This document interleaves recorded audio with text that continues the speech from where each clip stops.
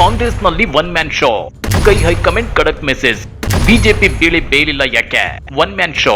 ರಾಜ್ಯ ರಾಜಕಾರಣದಲ್ಲಿ ನಡೆಯುತ್ತಿರೋದು ಪಕ್ಕಾ one man show. BJP target ಮಾಡ್ತಾ ಇರೋದು ಕೇವಲ ಸಿಎಂ ಸಿದ್ದರಾಮಯ್ಯನವರನ್ನ ಮಾತ್ರ.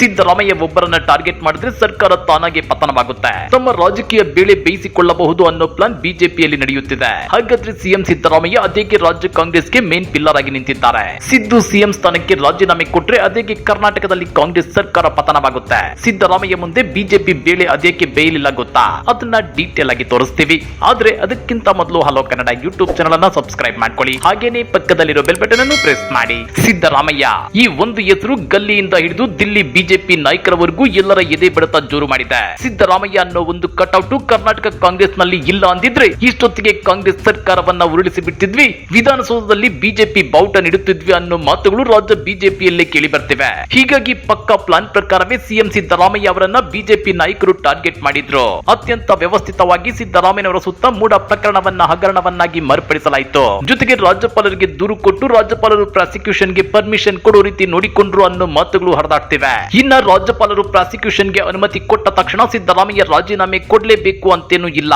ರಾಜ್ಯಪಾಲರ ಕ್ರಮವನ್ನ ಪ್ರಶ್ನಿಸಿ ಸಿದ್ದರಾಮಯ್ಯ ಈಗಾಗಲೇ ಹೈಕೋರ್ಟ್ ನಲ್ಲಿ ರಿಟ್ ಅರ್ಜಿ ಸಲ್ಲಿಸಿದ್ದಾರೆ. ಈ ಬಗ್ಗೆ ಇವತ್ತು ವಿಚಾರಣೆ ನಡೆಸಿದ ನ್ಯಾಯಮೂರ್ತಿ ನಾಗಪ್ರಸನ್ನ ಅವರಿದ್ದ ಪೀಠ ಪ್ರಕರಣದ ವಿಚಾರಣೆಯನ್ನ ಆಗಸ್ಟ್ 29ಕ್ಕೆ ಮುಂದೂಡಿದೆ. ಇದೇ ವೇಳೆ ಜನಪ್ರತಿನಿಧಿಗಳ ಕೋರ್ಟ್ ನ ಆದೇಶವನ್ನು ಆಗಸ್ಟ್ 29ಕ್ಕೆ ಮುಂದೂಡುವಂತೆ ಸೂಚಿಸಿದೆ. ಇದರಿಂದ ಸದ್ಯ ಸಿದ್ದರಾಮಯ್ಯನವರಿಗೆ ತಾತ್ಕಾಲಿಕ ರಿಲೀಫ್ ಸಿಕ್ಕಿದೆ. ಇತ್ತ ಸಿಎಂ ಸಿದ್ದರಾಮಯ್ಯ ಈ ಪ್ರಕರಣದಲ್ಲಿ ನನ್ನ ಪಾತ್ರವೇ ಇಲ್ಲ ಅಂತಿದ್ದಾರೆ. ಹೀಗಾಗಿ ರಾಜ್ಯಪಾಲರ ಪ್ರಾಸಿಕ್ಯೂಷನ್ಗೆ ಕೋರ್ಟ್ ತಡೆಯಾಜ್ಞೆ ನೀಡಬಹುದು, ಇಲ್ಲವೇ ರದ್ದು ಮಾಡಬಹುದು ಅನ್ನೋ ವಿಶ್ವಾಸ ಸಿದ್ದರಾಮಯ್ಯನವರ ಕ್ಯಾಂಪ್ ನಲ್ಲಿದೆ.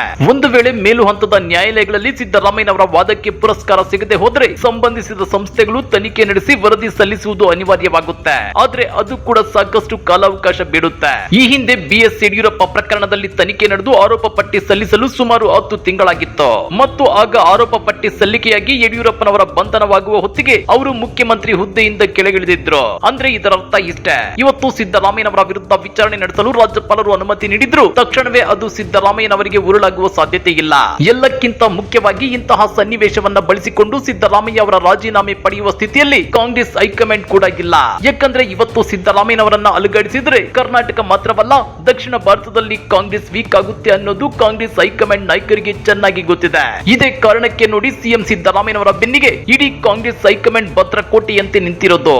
ಸಿದ್ದು ಸಿಎಂ ಕುರ್ಚಿಗಿದ್ದ ಕಂಟಕ ಕೂಡ ಕ್ಲಿಯರ್. ಹೌದು ವೀಕ್ಷಕರೇ, ಸಿಎಂ ಸಿದ್ದರಾಮಯ್ಯ ವಿರುದ್ಧ ರಾಜ್ಯಪಾಲರು ಪ್ರಾಸಿಕ್ಯೂಷನ್ಗೆ ಅನುಮತಿ ಕೊಟ್ಟಿದ್ದೇ ತಡ ಸಿಎಂ ಹುದ್ದೆ ಮೇಲೆ ಕನಸು ಕಟ್ಟಿಕೊಂಡಿದ್ದ ರಾಜ್ಯ ಕಾಂಗ್ರೆಸ್ ನಾಯಕರ ಕನಸು ಕೂಡ ಕಮರಿ ಹೋದಂತಾಗಿದೆ. ಈಗ ಅಧಿಕಾರ ಹಂಚಿಕೆಯ ಸೂತ್ರವನ್ನ ತೆಗೆದ್ರೆ ಅದರ ನೇರ ಲಾಭ ಬಿಜೆಪಿ ಮತ್ತು ಜೆಡಿಎಸ್ ಆಗುತ್ತೆ. ಹೀಗಾಗಿ ಕರ್ನಾಟಕದ ಎಲ್ಲ ಕಾಂಗ್ರೆಸ್ ನಾಯಕರು ಒಕ್ಕೊರಲಿನಿಂದ ಸಿದ್ದರಾಮಯ್ಯನವರ ಬೆನ್ನಿಗೆ ನಿಲ್ಲಬೇಕಾದ ಪರಿಸ್ಥಿತಿ ನಿರ್ಮಾಣವಾಗಿದೆ. ಇತ್ತ ಸಿದ್ದರಾಮಯ್ಯ ಸಿಎಂ ಕುರ್ಚಿಯಿಂದ ಕೆಳಗಿಳಿಯೋ ಪ್ರಶ್ನೆಯೇ ಇಲ್ಲ.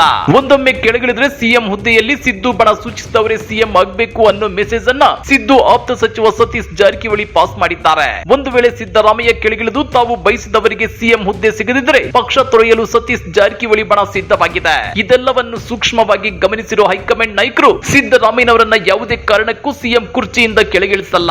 5 ವರ್ಷ ಸಿದ್ದುನೇ ಸಿಎಂ ಅನ್ನೋ ಮೆಸೇಜ್ ಅನ್ನ ಪರೋಕ್ಷವಾಗಿ ಪಾಸ್ ಮಾಡಿದೆ. ಇದರರ್ಥ ಇಷ್ಟೇ, ಸಿದ್ದರಾಮಯ್ಯ ಸಿಎಂ ಹುದ್ದೆಯಿಂದ ಕೆಳಗಿಳಿದ್ರೆ ಕರ್ನಾಟಕದಲ್ಲಿ ಕಾಂಗ್ರೆಸ್ ಸರ್ಕಾರವೇ ಇರಲ್ಲ ಅನ್ನೋದು ನಿಮ್ಗೆ ಗೊತ್ತಿರಲಿ. ಸಿದ್ದರಾಮಯ್ಯ ರಾಜ್ಯ ಕಾಂಗ್ರೆಸ್ ನ ಸ್ಟ್ರಾಂಗ್ ಲೀಡರ್ ಮತ್ತು ನಿಷ್ಕಳಂಕ ವ್ಯಕ್ತಿತ್ವ ಹೊಂದಿರೋ ಪ್ರಭಾವಿ ನಾಯಕ. ಇಂಥ ನಾಯಕನನ್ನ ಸಿಎಂ ಹುದ್ದೆಯಿಂದ ಕೆಳಗಿಳಿಸಿದ್ರೆ ಮುಂದೆ ರಾಜ್ಯ ಕಾಂಗ್ರೆಸ್ ನಲ್ಲಿ ಯಾರೇ ಸಿಎಂ ಆದ್ರೂ ಅವರನ್ನ ಕೆಳಗಿಳಿಸುವುದು ಕಮಲದಳ ಪಕ್ಷಗಳಿಗೆ ಸಲೀಸಾಗುತ್ತೆ. ಈ ಸತ್ಯವನ್ನ ಅರಿತ ರಾಜ್ಯದ ಎಲ್ಲ ಕಾಂಗ್ರೆಸ್ ನಾಯಕರು ಸಿದ್ದರಾಮಯ್ಯ ಇದ್ರೆ ಸರ್ಕಾರ ಇರುತ್ತೆ, ಸರ್ಕಾರ ಇದ್ರೆ ತಾನೇ ನಾವೆಲ್ಲ ಸರ್ವೈವ್ ಆಗೋಕೆ ಸಾಧ್ಯ ಅನ್ನೋ ನಿರ್ಧಾರಕ್ಕೆ ಬಂದಿದ್ದಾರೆ. ಇದೇ ಕಾರಣಕ್ಕೆ ರಾಜಭವನದ ಮೂಲಕ ಸಿದ್ದು ವಿರುದ್ಧ ದಾಳ ಉರುಳಿಸುತ್ತಿದ್ದಂತೆಯೇ ರಾಜ್ಯ ಕಾಂಗ್ರೆಸ್ ನ ಬಹುತೇಕ ಶಾಸಕರಿಗೆ ಸಿದ್ದು ಬಚಾವಾಗೋದು ಅನಿವಾರ್ಯ ಅನ್ನಿಸಿಬಿಟ್ಟಿದೆ. ಹಾಗಾದ್ರೆ ರಾಜ್ಯ ಕಾಂಗ್ರೆಸ್ ನಲ್ಲಿ ಸಿದ್ದು ಕಟ್ಔಟ್ ಎಷ್ಟು ಇಂಪಾರ್ಟೆಂಟ್? ಸಿದ್ದು ಇದ್ರೆ ಮಾತ್ರವೇ ಸರ್ಕಾರ ಇರುತ್ತಾ?